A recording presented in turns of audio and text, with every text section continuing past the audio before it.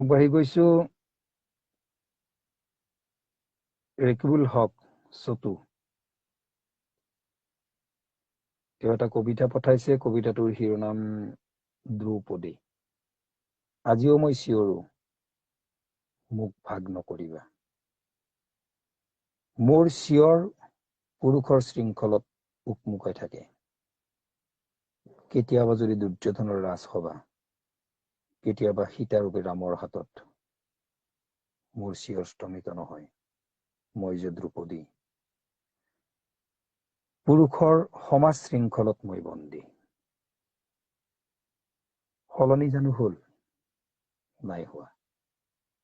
প্ৰাচীনৰ পৰা আধুনিকলৈ মই হৈ থাকিলো মাথোপন্য। সিহঁতবোৰৰ বাহুৰ বজাৰত মোৰ প্ৰেমৰ মূল্য নিৰ্ধাৰণ হয়। অট্টাহস্য কৰি মোক তাচ্ছিল্য কৰে, মই যে দ্ৰৌপদী।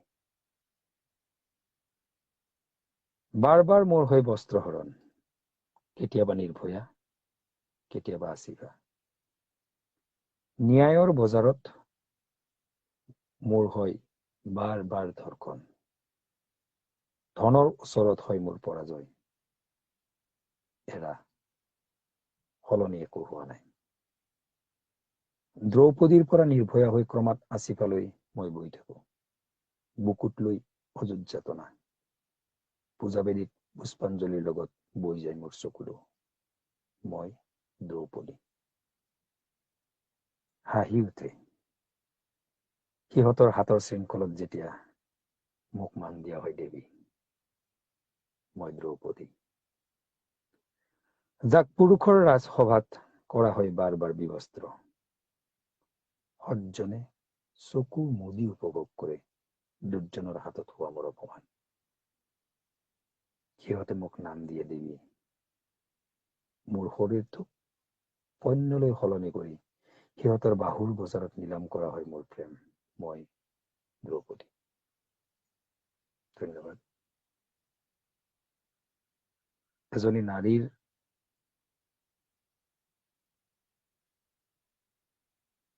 যি হিয়া ভগা কান্দোন, সেইখিনি অনুভৱ কৰি ৰেকিবুল হক মহাশয় আপুনি যিখিনি লিখিছে, আপোনাৰ যিখিনি অনুভৱ, তাৰ বাবে মই আপোনাক ধন্যবাদ জনাইছো। নাজানো আপোনাৰ অনুভৱখিনি এইখন সমাজৰ আগত মই কিদৰে পাঠ কৰিব পাৰিলো। আপোনাৰ এই কবিতাটো পাঠ কৰাৰ কাৰণে অৱশ্যই মোক অকণমান প্ৰস্তুতিৰ প্ৰয়োজন নিশ্চয় আছিলে, কিন্তু মই প্ৰথমতেই কৈছো যেতিয়া লাইভত আহিছো যে মই এটাও কবিতা মোলৈ যিমানকেইটা প্ৰেৰণ হৈছে মই এটাও আজিৰ আগতে পাঠ কৰি চোৱা নাই। নাজানো আপোনাৰ যিমানখিনি অনুভৱ, সেইখিনি অনুভৱক মই ৰূপ দিব পাৰিছো নে নাই মোৰ কবিতা পাঠৰ জৰিয়তে। কিন্তু আমি সমস্ত নাৰীক,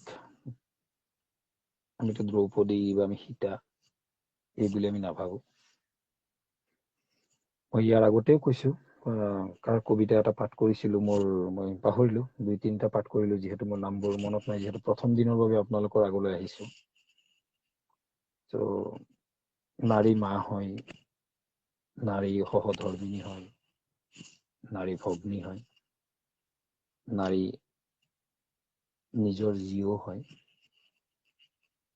গতিকে সমাজৰ প্ৰত্যেকজন মানুহটো একে নহয়, সমাজৰ প্ৰত্যেকজন পুৰুষো একে নহয়। গতিকে আমি নাৰীক মা, নিজৰ পত্নী, নিজৰ প্ৰেয়সী, নিজৰ বাইদেউ, নিজৰ ভন্টী, নিজৰ ছোৱালী এই হিচাপে আমি গ্ৰহণ কৰিম। আৰু তাৰ মাজতো কিছু সংখ্যক থাকিব যি নেকি এটা নেতিবাচক ধাৰণা নাৰীৰ প্ৰতি ল'বই। এইটো সমাজৰ নিয়ম। আমিতো সমাজ, আপুনি মই সলনি কৰিব নোৱাৰো, আমি নিজক সলনি কৰিব পাৰিম। আৰু যদি আমি প্ৰত্যেকেই নিজক সলনি কৰি এটা সঠিক দিশত আমি আগুৱাই যাব পাৰো, তেনেহলে এদিন জানিম গোটেইখন সমাজেই আপুনি মই ভবাৰ নিচিনাকৈ হ'ব। চ' আপোনাৰ অনুভৱক মই ধন্যবাদ জনাইছোঁ ইয়াৰ বাবে, আৰু বিশেষ আৰু মই একো ক'ব নোৱাৰিম। আপোনাৰ কবিতাটো মই আৰু পঢ়িম, বহুবাৰ পঢ়িম, আৰু যদি আপোনাৰ ব্যক্তিগত ফোন নাম্বাৰটো মই পাম, মই আপোনাৰ লগত কথা পাতিম পিছত। চ' এই গ্ৰুপটোৰ মই সভাপতি সম্পাদক বা এডমিন যিয়ে আছে, মই তেখেতসকলক মই অনুৰোধ জনাম আপোনাৰ নম্বৰটো মোলৈ প্ৰেৰণ কৰিব। আপোনাৰ বুলিয়ে নহয়, মই যিমান কেইজনৰ কবিতা পাঠ কৰিছোঁ আটাইৰে নম্বৰ মোক দিয়ক। মই আপোনালোক আটাৰ লগতে মই পাৰ্চনেলি কথা পাতিম। আপোনালোকৰ যিমানবিলাক কবিতা আছে মই পঢ়িম। মই পঢ়ি ভাল পোৱা মানুহ, মই লিখিছিলোঁ আগতে কবিতা বা আগতে পাঠ কৰিছিলোঁ। এতিয়া মই এইখন জগতৰ পৰা একচুৱেলি মই বহুতখিনি দূৰত নিজৰ কৰ্মব্যস্ততাৰ কাৰণে। তথাপিও বিতুপৰ্ণৰ অনুৰোধত মই আজি আপোনালোকৰ আগলৈ আহিছোঁ লাইভত। সি হেনো মই কবিতা পাঠ কৰিলে খুব ভাল শুনে, গতিকে তাৰ অনুৰোধ মই ৰক্ষা কৰিছোঁ যে আজি এই ফাকুৱাৰ দিন মই কৈছিলোঁ সময় কিজানি নহ'ব, মোৰ বন্ধু বান্ধৱী কাৰোবাৰ লগত মই হয়তো ব্যস্ত থাকিম, তথাপি কৈছে 6টা বজাৰ পৰা 7টালৈ এঘণ্টাৰ কাৰণে আপুনি লাইভত আহিব। চ' এইখন সুযোগ সি আমন্ত্ৰণ জনাই মোক দিয়াৰ বাবে তালৈকো মই ধন্যবাদ জনাইছোঁ পাৰ্চনেলি। চ' আপোনালোকৰ লগত যদি মই সংযুক্ত হৈ থাকিব পাৰোঁ মোৰ ভাল লাগিব আগন্তুক দিনত।